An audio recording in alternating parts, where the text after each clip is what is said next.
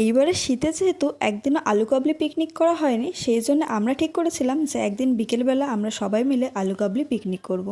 এই পাশে চলছিল তারই প্রস্তুতি। মা এই পাশে একটু চেক করে নিল যে লবণ আর ঝালটা ঠিক আছে কিনা। তারপর আমরা গেছিলাম এখানে একটা মন্দিরে পুজো দিতে, তারই কিছু ফটো তোলা হয়েছে, ভিডিও তোলা হয়নি। আর সন্ধ্যাবেলায় মা বানিয়েছিল এগ রোল। আমি যেহেতু ডিম খাই না, ওই জন্য আমার জন্য করা হয়েছিল পনির রোল।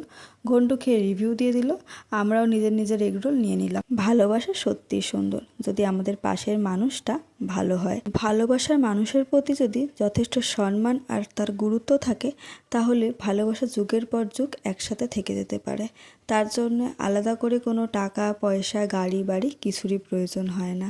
আর এই পাশে সবাই কাজ থেকে চলে এসছে, আর তারা তাদের এগ রোলটা খেয়ে রাত্রিবেলার খাবারটাও খেতে বসে পড়েছে।